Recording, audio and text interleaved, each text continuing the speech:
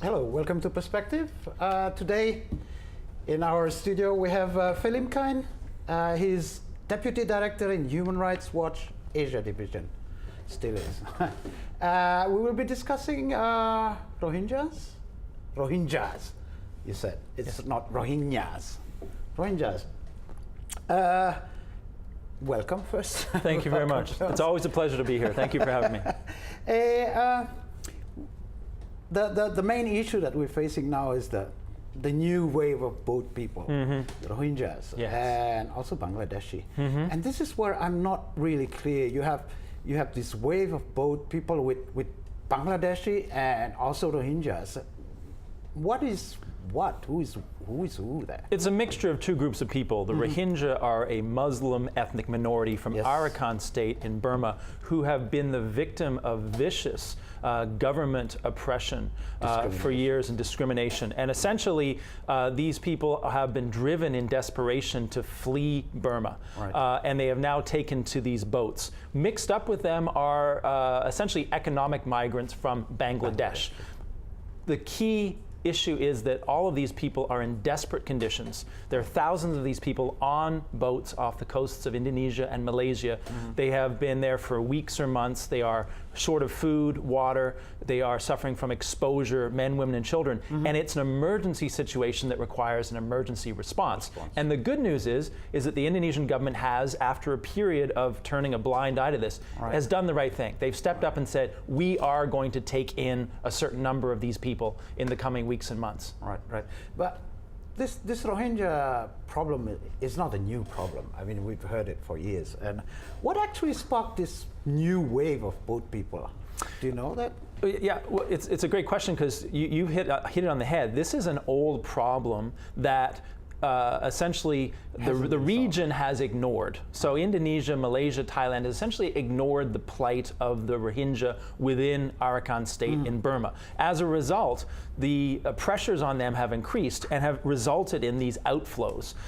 Traditionally, Rohingya have sought refuge through on the ground routes through Thailand. In recent weeks, the Thai government has cracked down and eliminated the ability for them to go overland through Thailand. So now we have these wave of boats that are coming. So it's a reaction both to the longer term pressures and abuses inside Myanmar and the Thai government's shutting off of the blocking the avenue for them.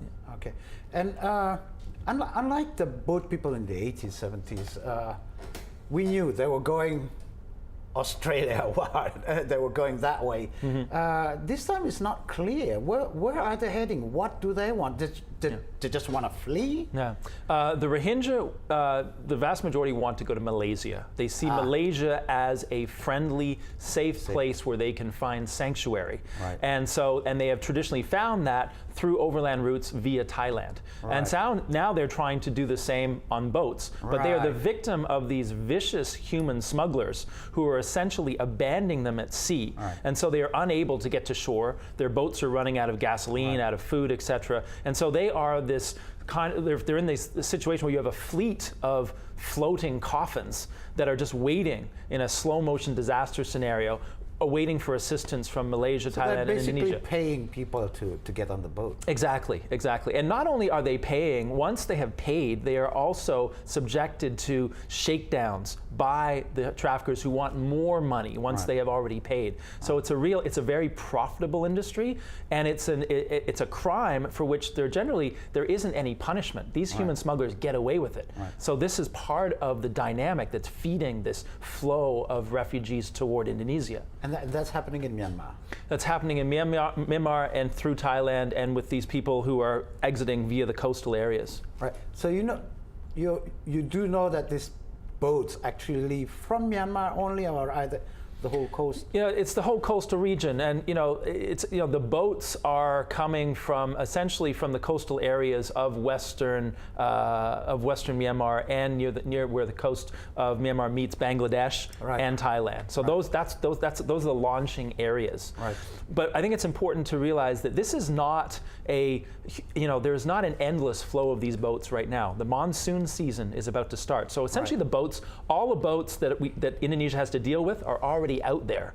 So this is a limited time situation for now. So it's not a wave, that constant waves that we've seen in the 80s. Right now it isn't, but the other missing element here in terms of the Indonesian government's response is there's an emergency, a regional emergency that the government is responding to. They're going to take in the boats, they're going to take care of the refugees. But if they do not address the fact that the Myanmar government is oppressing the Rohingya so badly that it's creating these outflows, we're going to see more boats, more refugee boats, more boats after the monsoon season. So unless the Indonesian government and Malaysia, Thailand, unless ASEAN seriously addresses and confronts Myanmar on its abuses of the ethnic Muslim Rohingya, this is going to happen again and again. Okay.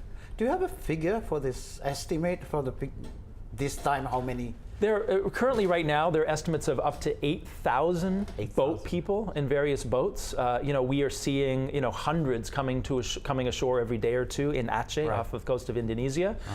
Within people, not boats. People, exactly. And within Myanmar, the Rohingya are a population of around 1.3 million, and it's worth noting that about 150,000 live in squalid, internally displaced people's camps, where there's limited access to medicine, education, and livelihood. And the fact is they are in such desperate situations. These are virtual concentration camps, that is why they want to get out, regardless of the cost. Right. Okay. Fortunately, we have to break. We'll be back. Please stay with us.